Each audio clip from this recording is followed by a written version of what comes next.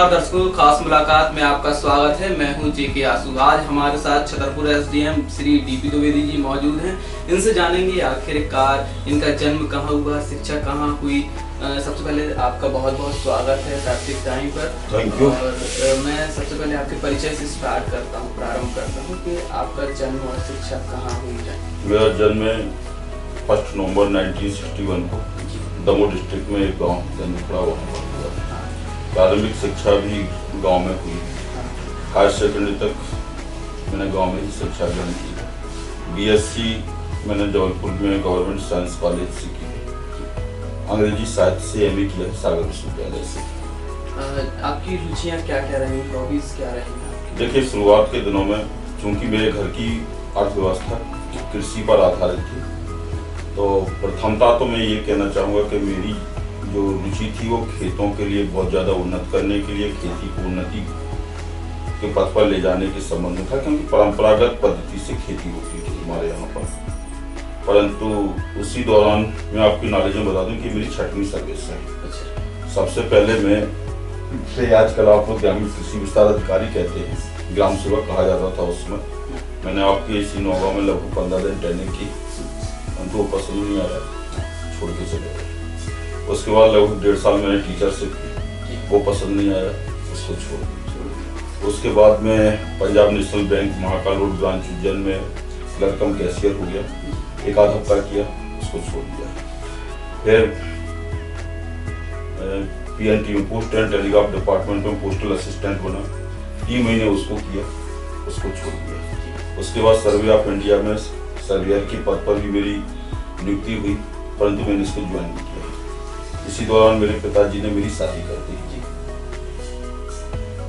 RMI था, मतलब road master of India, कुछ ना कुछ करना था, तो फिर मैंने टीचरशिप की। उसके बाद फिर पब्लिक सर्विस कमीशन से मैं PSLR हो गया, तब से फिर मैं इसी में रह गया। अब छतरपुर एसडीएम में क्या सेटिस्फाई हैं इससे? जी नहीं, देखिए, सेटिस्फैक्शन एक दार्शनिक प्रश्न है और इसका उत्तर भी दार्शनिक तौर पर ही दिया जा सकता है। काम करने के लिए बहुत कुछ, बहुत व्यापक, बहुत विस्तृत क्षेत्र है, पर उतना एक्चुअल में लोग कर नहीं पा रहे हैं। उसके पीछे बहुत सारे कारण होते हैं और जिस दिन सेटिस्फैक्शन आ जाएगा उस दिन फिर हम आगे काम कर ही नहीं पाएंगे। इतनी व्यस्त लाइफ है आपकी, तो कैसे आप अपने आप को व्यस्त रखते हैं? मैं अपने परिवार को और ऑफिस को दोनों के बीच में एक लाइन ऑफ सेपरेशन मैंने की। आपने देखा होगा ऑफिस में मैंने अपने परिवार को कह रखा है कि जब तक कोई इमरजेंसी ना हो तब तक कॉल नहीं किया, और जब तक मैं ऑफिस में रहता हूँ घर पे बात नहीं करता। आप वंडर करेंगे कि यदि मैं 1:30 बजे या 2 बजे या शाम के 6 बजे भी अपने क्वार्टर के सामने से निकलता हूँ, परंतु अगर ऑफिस में काम शेष है तो भले ऑफिस टाइम समाप्त हो गया, सबसे पहले मैं ऑफिस जाऊँगा, पहले काम निपटाऊंगा, उसके बाद करूँगा। अपने कार्य के प्रति ईमानदार रहे। निश्चित, यदि किसी व्यक्ति के लिए आत्मसंतुष्टि चाहिए तो सबसे पहले वो अपने स्वयं के प्रति ईमानदार रहे, अपने जॉब के प्रति सिंसियर रहे, तभी वह अपने जॉब को बखूबी ढंग से निपटा सकता है। प्रशासनिक सेवाओं में आने की, मैं अपने गांव में ही प्रशासनिक सेवाओं में आने की प्रेरणा कहाँ से मिली आपको? जब मैं अपने गांव में ही टीचर था तो एक KP त्रिपाठी करके तहसीलदार हुआ करते थे। मैंने आपसे अनुरोध किया ना कि मेरे घर की संपूर्ण अर्थव्यवस्था खेती पर आधारित थी। वो अधिकांशतः मठा पीने के लिए मुझे याद करते थे, और जब मैं उनको देखता था कि उनके साथ में एक ग्लैमर है, मैं टीचर हूँ और मैं त्रिपाठी जी के बीच में और अपने बीच में एक बहुत बड़ी गैप या खाई महसूस करता था, तो उसको पाटने के लिए फिर मैंने एक पब्लिक सर्विस कमीशन फेस करने का सोचा था। जीवन की उपलब्धि क्या रही है आपकी, जो आप याद हो हमसे शेयर करना चाहते हैं? देखिए, जहाँ तक मेरा खुद का ख्याल है, मैं अपने गांव का डिप्टी कलेक्टर के पद पर पदस्थ होने वाला या कार्यरत होने वाला पहला व्यक्ति। तो मैं ये कह सकता हूँ कि एक मध्यम वर्गीय परिवार का व्यक्ति जिसकी घर की पूरी अर्थव्यवस्था खेती पर आधारित हो और आज वो डिप्टी कलेक्टर है, उसकी सेवा के लिए अभी 7-8 वर्ष शेष हों, तो मैं समझता हूँ कि भौतिक तौर पर तो मुझे जो अचीवमेंट करना था मैंने कर लिया, परंतु ये मानसिक संतुष्टि के लिए पर्याप्त आधार नहीं है। प्रशासनिक सेवाओं को काफी बड़ा ऊपर दर्जा दिया गया है, लोगों की काफी अपेक्षाएं रहती हैं आप लोगों से, तो उन लोगों की सेटिस्फाई करने की जिम्मेदारी आपने देखा होगा कि 10:30 बजे ऑफिस हाँ। शुरू होता है, उसके पहले मैं ऑफिस पहुंचता हूँ। मैंने कुछ यहाँ की संक्रिया और प्रक्रियाओं को बदल दिया है। लोगों ने लेट लतीफ आना बंद कर दिया है।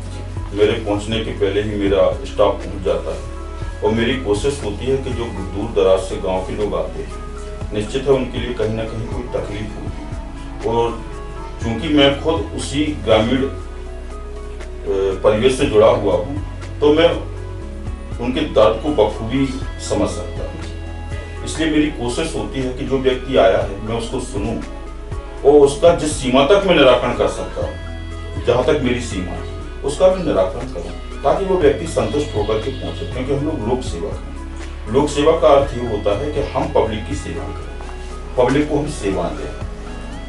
और मैं अपने आप को धन्य मानता हूँ कि यदि कोई व्यक्ति मुझसे संतुष्ट होकर के जा रहा है। कई बार प्रशासनिक अधिकारियों पर संवेदनहीन होने के आरोप लगते हैं, तो ये क्या मानते हैं? जहाँ तक मेरा अपना खुद का ख्याल है, दो चीजें हैं। एक होता है मस्तिष्क और एक होता है हृदय। मस्तिष्क और हृदय के बीच में लगभग 1 फुट की दूरी होती है, गैप होता है। ये मस्तिष्क है, यहाँ पे हार्ट है। कई बार मस्तिष्क जो होता है ना, दिल पे भारी हो जाता है, और कई बार जो दिल होता है ना, वो मस्तिष्क पे हावी हो जाता है।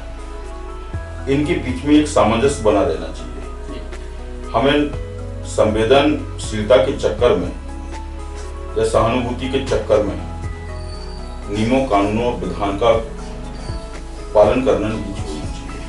क्योंकि जो नियम बने हैं, जो कानून बने हैं, जो विधान बने हैं, वो भी आम जनता की समस्याओं के निराकरण के लिए। कई बार हमको ये भी देखना चाहिए कि उन नियमों, कानूनों की आड़ लेकर के हमारे लिए असंवेदनशील नहीं बनना चाहिए। इन दोनों के बीच में सामंजस्य स्थापित करना चाहिए और व्यवहारिक दृष्टिकोण अपना करके लोगों की समस्याओं को निराकरण करना चाहिए। एक बहुत इंटरेस्टिंग सवाल करते हैं आपसे कि आपको गानों और फिल्मों का शौक है? देखो,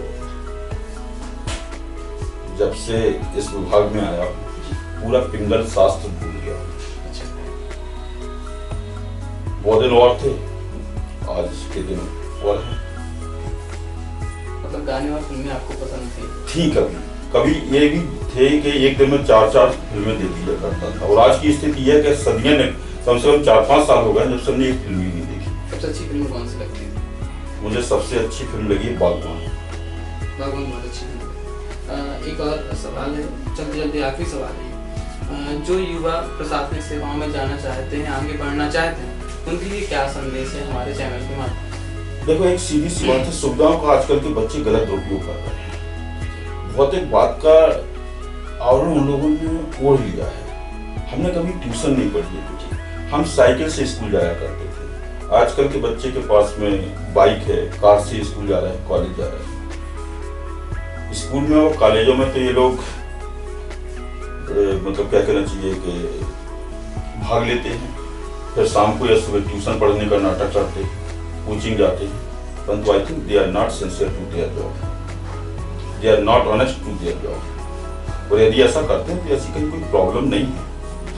पेरेंट्स के प्रति ईमानदार नहीं है कई बच्चे। ये भी सही है। और ये भी एक और दुखद पहलू ये है कि पेरेंट्स भी अपने बच्चों का पूरा ध्यान नहीं दे पा रहे हैं।